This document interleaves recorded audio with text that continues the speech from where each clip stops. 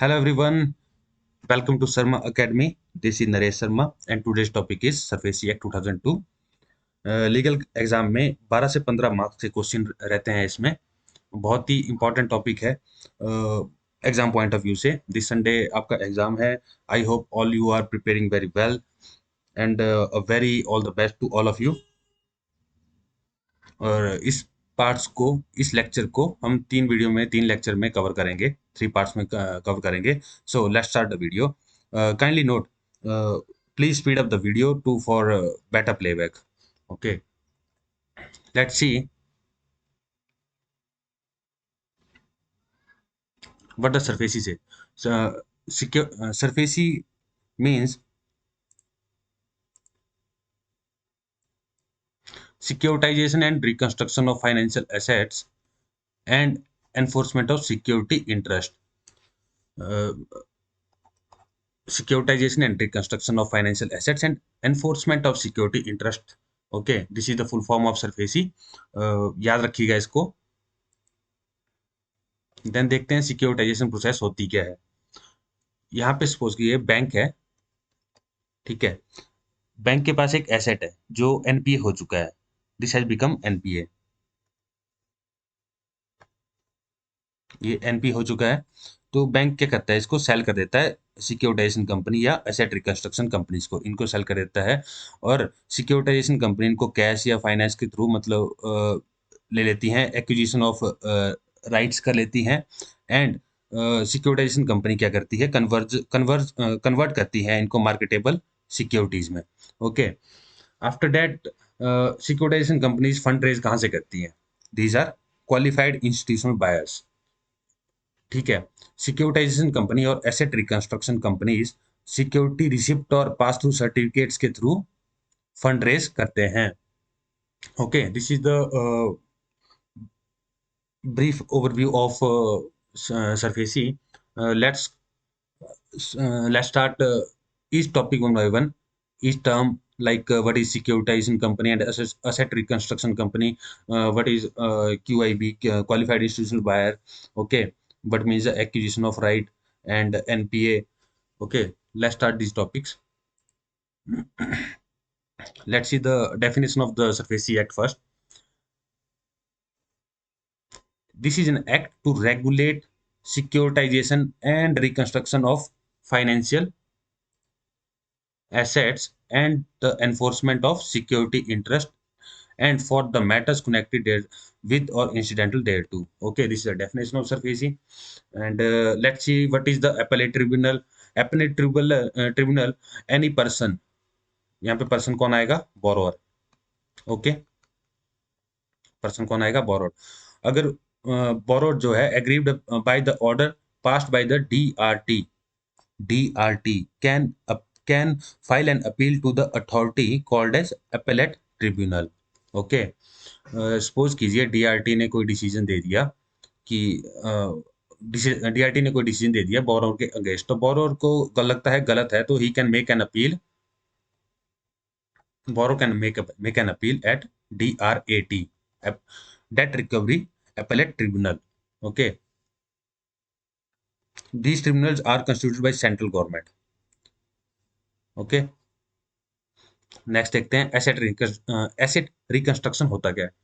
Asset reconstruction is the acquisition of any right or interest of any bank or financial institution in any financial assistance by any securitisation company or reconstruction company for the purpose of realisation of such financial asset. In plain words, it is a take over of loans or advances from the bank or financial institution for the purpose of recovery. Okay, तो asset reconstruction होती क्या है? ऐसे reconstruction होती है acquisition. Acquisition means buying और obtaining of any asset, buying और obtaining of any asset. हमने इसी एग्जांपल में देखा था। यहाँ पे सिक्योरिटाइजेशन कंपनी क्या करती है? बाई कर रही है, यहाँ पे बाई कर रही है एनपीए को। Okay,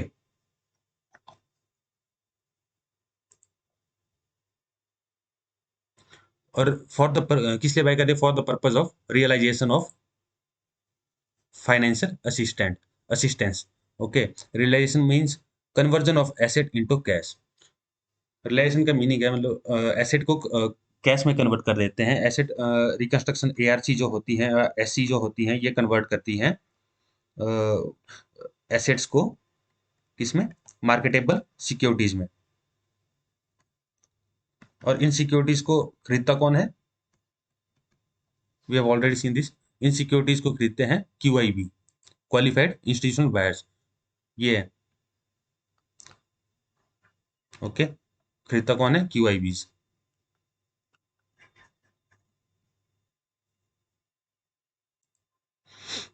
okay, this is the asset reconstruction. Next देखते हैं, as per the definition of SARFAESI act what a bank means. All the banking company, all the banking companies, nationalized banks, state SBI as well as its subsidiary banks and cooperative banks, including multi-state cooperative banks, come within the meaning of the word bank for the purpose of the act. Okay, कौन कौन से आगे इसमें nationalise bank हैं, subsidy SBI and इसकी सब्सिडीरीज हैं, and cooperative banks भी इसमें इंक्लूडेड हैं। Accordingly the central government has included RRBs, RRBs भी इसमें इंक्लूडेड हैं, जो मतलब सरफेसी को इंप्लीमेंट कर सकते हैं। ओके, नेक्स्ट देखते हैं बोरोअर। बोरोअर कौन कौन होते हैं, defines the borrower as follows. The borrower means any person who has been granted financial assistance by the bank or financial institution. Okay, borrower कौन हुआ, जिसको फाइनेंशियल असिस्टेंस मिल रही है bye the bank or financial institution के through. And second definition है, who has given any guarantee, जिसने, ऐसा कोई बंदा जिसने मतलब गारंटी दी हुई हो, he also comes under the definition of borrower. Who, next is the who has created any mortgage or pledge as a security for financial assistance granted by any bank or financial institution।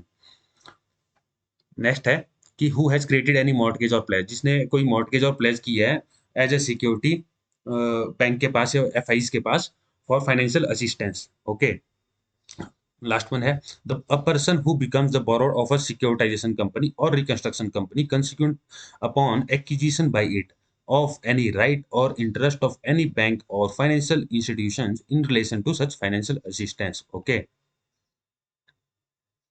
Next देखते हैं what is central registry.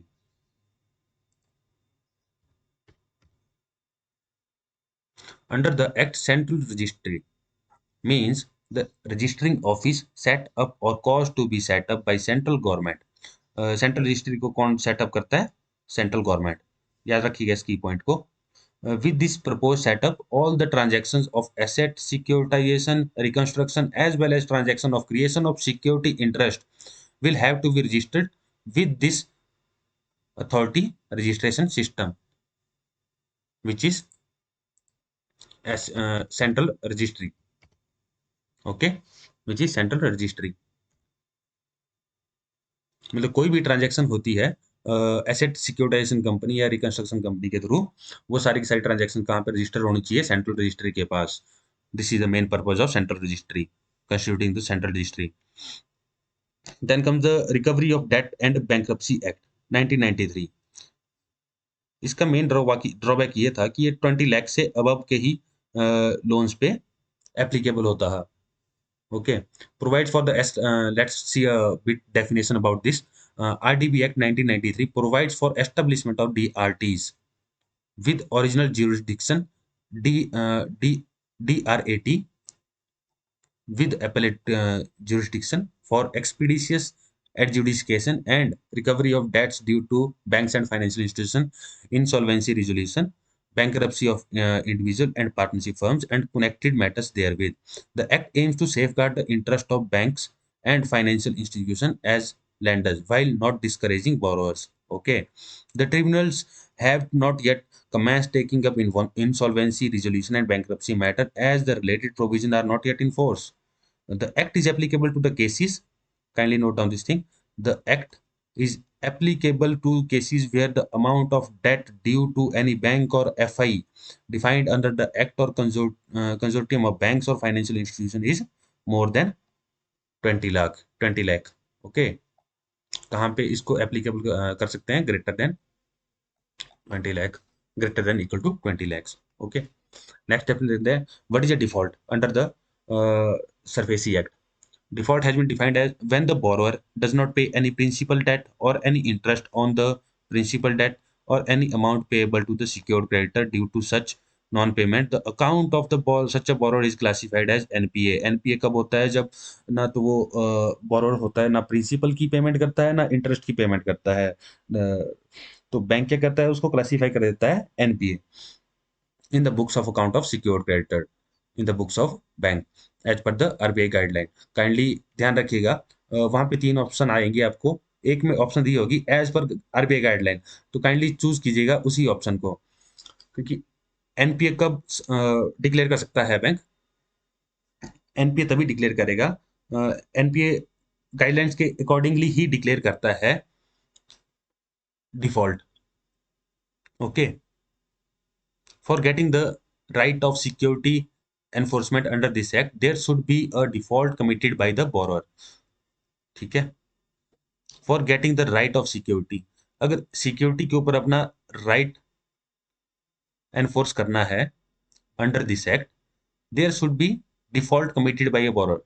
Borrower ने एक default होना ही चाहिए। Okay, the creditor must also be secured creditor. और creditor क्या होता है? क्रेडिटर जो है सिक्योर्ड क्रेडिटर होता है।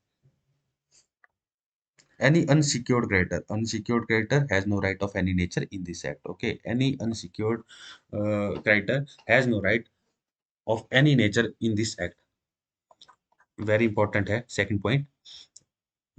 तीसरा देखते हैं, एग्जांपल है in the Mardia case, chemical case, it was argued before the Supreme Court by the bank that bank classified the account as NPA as per its decision. The Supreme Court rejected this argument and stated that it should be as per the guidelines of RBI। Okay, NPA should be classified as per the guidelines of RBI, not only the sole decision of the bank individual। Okay, next देखते हैं financial, what is financial assistance as per the SARFAESI act. whenever any bank or FI grants a loan or advance or makes subscription of debentures or bond or gives guarantees or issue letter of credit or extend other credit facility, it is called financial assistance। okay, next देखते हैं what is financial asset. Financial assets means debt or receivable. Okay, debt or receivables. Receivables क्या होते हैं? Let me speak tell it about Hindi. Receivables are लेनदारी। Okay, debt or receivables and include a claim to any debt or receivables or part। okay, any debt or receivable secured by mortgage of or charge in immovable property or thereof whether secured or unsecured। okay, financial asset secured भी हो सकते हैं, unsecured भी हो सकते हैं।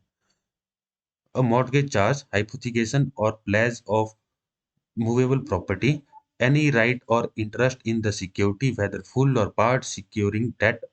okay, any beneficial interest in any movable or immovable property or in debt receivables whether such an interest is existing, future, accruing, conditional or contingent। okay, or any other financial assistance, these come under the financial assets of the lender। next is hypothecation। Actually ये सारी terms ना SARFAESI act में define की हुई है, that's why important है exam point of view से। What is the hypothecation? Hypothecation means a charge in or upon any movable property. Hypothecation का क्या मतलब है? एक चार्ज जो मूवेबल प्रॉपर्टी पे होता है। अब चार्ज क्या होता है? What is charge? Charge is a transfer of ownership of any asset. Okay, मतलब किसी भी एसेट या प्रॉपर्टी पे मालिकाना हक बैंक या एफआई के नाम पर हो जाता है, that is called charge. Okay, charge in or upon any movable property existing or future created by borrower in favour of secured creditor without delivery of possession of movable property to such creditor, such as a security of financial assistance, and includes floating charge and crystallization of such charge into fixed charge or movable property। Okay, suppose कीजिए हमने loan लिया हुआ है, car loan. जब car loan लेते हैं तो उसकी आरसी के ऊपर चार्ज लग जाता है बैंक का, दैट पर्टिकुलर बैंक का। एसबीआई से लिया है तो एसबीआई का चार्ज होगा उस पे, आरसी पे। जब हम लोन कंप्लीट कर देंगे, लोन की रिपेमेंट सारी हो जाएगी, तो आरसी से स्टेट बैंक का चार्ज हट जाता है। Okay. Now, what is NPA? It is an asset or account of a borrower classified by a bank or financial institution or as substandard doubtful loss asset in accordance with the direction or under guidelines relating to asset classification issued by Reserve Bank. Okay. Asset NPA क्या होते हैं? NPA में तीन categories होती हैं: सब standard, doubtful and loss asset. सब standard कौन से हुए? जिन जो अकाउंट्स जो है एनपीए रहते हैं less than equal to 12 months, that are substandard asset. Then comes the doubtful asset, जो जिनमें मतलब 12 महीने से ज्यादा रह रहे हैं, मोर देन 12 मंथ्स एनपीए रह रहे हैं, debt are doubtful asset. Loss assets are those assets considered of little value and these are uncollectible. Okay. Now comes the originator. Who is an originator under the act? Originator here is the bank or FI. Okay, here bank is the originator.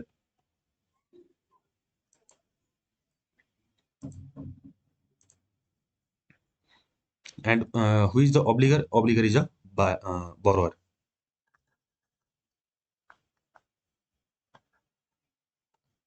Okay, obligor means a person liable, और ये liable कब होता है? To pay the originator, pay to the originator whether under a contract or otherwise, or to discharge any, discharge करनी है कोई भी obligation in respect of financial assistance, financial asset, whether existing, future, conditional or contingent, and includes a borrower. Okay. Let's see what a property. Property की definition देख लेते हैं सरफेसी में। Property means any immovable और मूवेबल। ओके, क्वेश्चन आ सकता है SARFAESI can be, SARFAESI कहाँ पे लगता है? ऑप्शन दे देंगे वो, मूवेबल, इमूवेबल एंड दो दो, दो अदर ऑप्शन दे देंगे, तो आपने काइंडली रिमाइंड रखना है कि इमूवेबल और मूवेबल दोनों पे लगती है SARFAESI. Okay. Next is any debt or any right to receive payment of money whether secured or unsecured. Okay, secured or unsecured.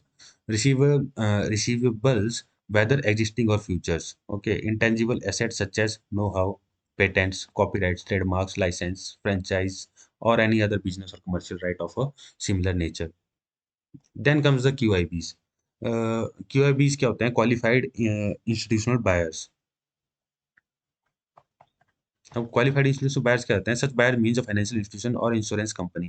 कौन कौन होते हैं?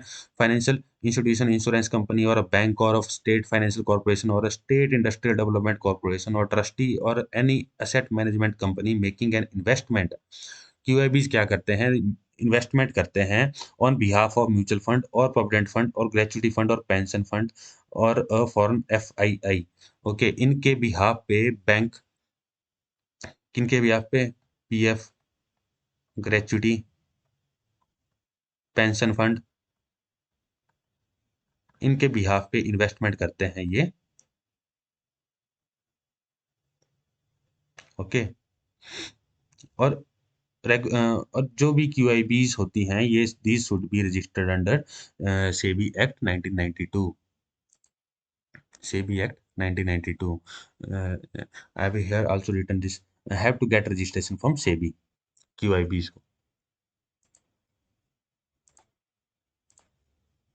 ओके, द डेफिनेशन का। ओके ओके, नेक्स्ट देखते हैं asset reconstruction companies. Asset reconstruction companies क्या होती हैं?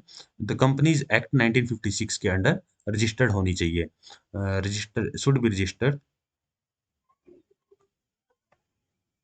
Should be registered under companies act 1956। Okay. Scheme securitisation. Now let's see the securitisation. Securitization means acquisition of financial asset by the securitization or reconstruction company from the originator. I have shown here in the diagram acquisition of financial asset. यहाँ पे securitisation और asset reconstruction company क्या कर रही है, acquisition कर रही है, कैश दे रही है बैंक को और बैंक से एनपीए ले रही है। Okay, by acquisition of rights and conversion into marketable securities. यहाँ पे बैंक क्या होता है, originator. Kindly remind this thing, originator is the bank. Okay. Such an acquisition may be by raising of funds by such a securitization company or reconstruction from the QIBs by issue of security receipt representing undivided interest in the financial assets or otherwise. Okay. यहाँ पे क्या हो रहा है, securitisation company और ARCs ने by कर लेते हैं एनपीएस को, एसेट्स को, और सिक्योरिटाइजेशन कंपनी क्या करती है, इनको कन्वर्ट कर देती है मार्केटेबल सिक्योरिटीज में। मार्केटेबल सिक्योरिटीज में। और ये सिक्योरिटीज बेचते किसको हैं, इनको पास थ्रू सर्टिफिकेट ही बोलते हैं। Kindly note this thing, pass through certificate ही बोलते हैं। इनको सेल कर देती हैं क्यूआईबीज को, मार्केटेबल सिक्योरिटीज को, और क्यूआईबीज इसके थ्रू फंड रिलीज करते हैं एससी और एआरसीज को। This is the whole process of securitisation and asset reconstruction. Okay, इस चीज को ध्यान रखना। आरबीआई ने अभी minimum capital requirement for ARC कितना हो गई है, 100 करोड़। ठीक है, 2017 में 100 करोड़ कर दी है minimum capital requirement.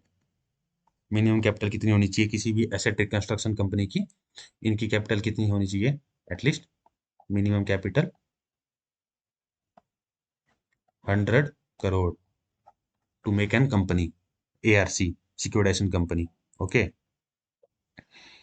Now this it is a company registered under companies act 1956। ओके, सिक्योरिटाइजेशन कंपनी और एआरसी जो होती हैं कंपनीज एक्ट 1956 में रजिस्टर्ड होनी ही चाहिए for the purpose of securitisation. Next point बोल रहा है securitisation company also needs a registration from RBI as per the SARFAESI act. Okay, RBI से भी उनको रजिस्ट्रेशन लेनी पड़ती है।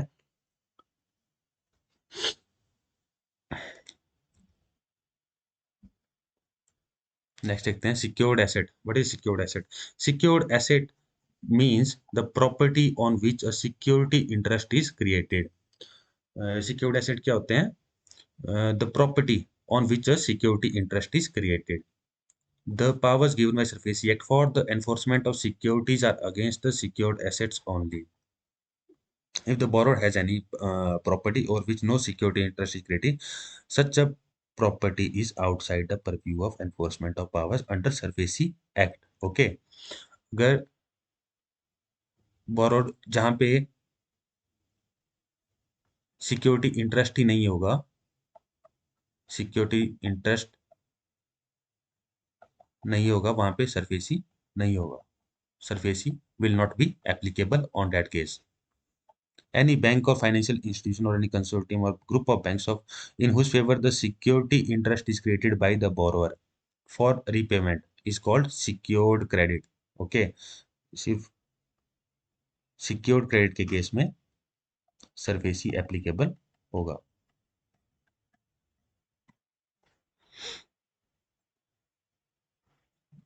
Similarly, what is secured debt? Secured debt means a debt which is secured by security interest. Okay, अब देखते हैं security interest क्या होता है। Any right, title, interest of any kind whatsoever upon the property created in favor of secured creditor is known as security interest. Security interest क्या हुआ? कोई property है, सपोज करो कार ही लीजिए हमने, ठीक है, कार लोन लिया था, तो यहाँ पे सिक्योरिटी इंटरेस्ट है ना, कार है ना, ये बैंक के पास है, सिक्योरिटी इंटरेस्ट बैंक पे है, इसका पूरा राइट बैंक पे है, आरसी बैंक के पास है, आरसी बैंक के पास है, तो टाइटल भी interest of any kind. Okay, तो सिक्योरिटी इंटरेस्ट ऑल क्लियर ना? Any right, title and interest of any kind whatsoever upon the property created in favour of secured creditor. ठीक है, आरसी भी तो फेवर होती है, बैंक के फेवर में ही होती है ना, उसके ऊपर चार्ज होता है बैंक का।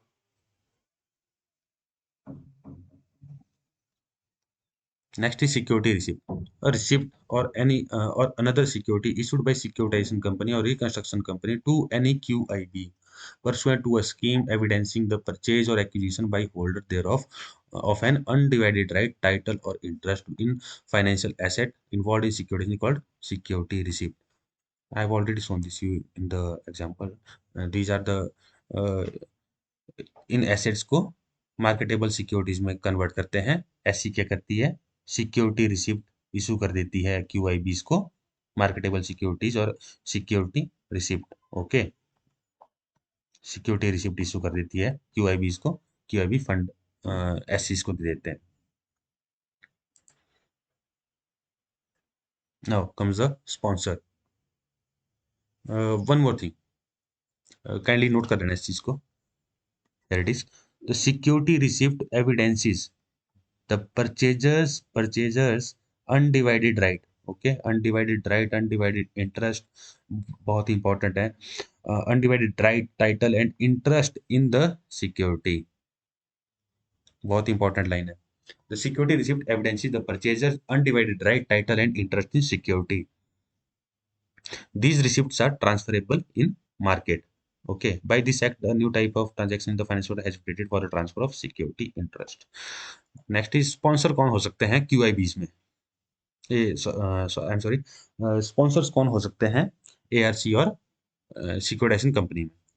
Sponsor is an entity holding not less than 10% of the paid up equity capital of securitization और रिकंस्ट्रक्शन कंपनी, मतलब 10% से ज़्यादा ही होना चाहिए, इक्वल टू 10% से ज़्यादा होना चाहिए SC और ARCs में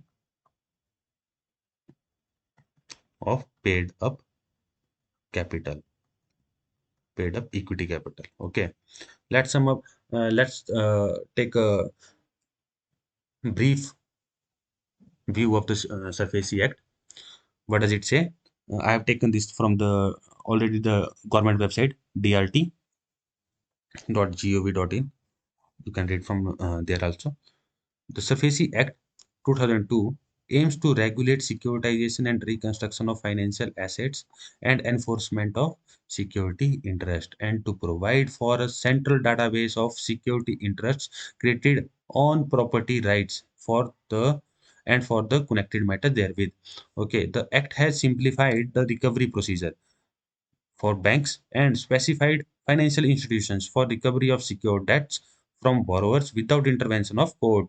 हमें जब भी सरफेसी लगाना होता है, हमें कोर्ट में कोई भी अपील नहीं करनी पड़ती, कोई भी केस नहीं करनी पड़ती, पेटिशन फाइल नहीं करनी पड़ती।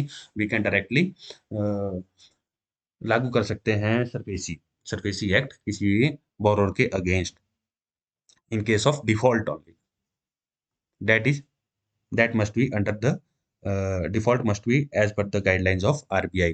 Kindly remember this thing, as per the guidelines of RBI. Borrowers can file applications in DRT. Okay, suppose करो borrower satisfied नहीं है, तो he can file an application in the DRT against the action taken for the enforcement of security interest under this act. अगर SARFAESI act में कोई भी action लिया जाता है enforcement of the SARFAESI act, तो बोरोर कहाँ फाइल एप्लीकेशन फाइल कर सकता है? DRTs में, डेट रिकवरी ट्रिब्यूनल्स में। नेक्स्ट लेक्चर में हम यही पढ़ेंगे। With the appellate jurisdiction for such application lying with the DRAT. Okay, after that DRT के पास जाता है, DRT के डिसीजन से भी सेटिस्फाई नहीं है बोरोर, तो ड्राट के पास जाता है, DRAT के पास। ओके, नाउ देखते हैं सरफेसी कहाँ कहाँ लग सकता है। याद रखना 2 नंबर है पूरे। The act is applicable to cases where security interest for securing repayment of any financial asset is more than 1 lakh and the amount due is 20% or more of the principal amount plus interest. मतलब principal plus interest कितना होना चाहिए? Greater than 1 lakh और 20% of the total P plus I, principal plus interest, तब वहीं पे ही SARFAESI लागू हो सकता है। Greater than 1 lakh and 20% of principal and outstanding principal and interest. Okay, the act is not applicable to any security interest created in agriculture land. Okay, agriculture land पे SARFAESI act लागू नहीं होता है. And certain property is not liable to attachment under specified somewhere. Okay, याद रखना आपने, agriculture land पे SARFAESI act applicable नहीं होता है. Okay, and that's it for the day. Thank you.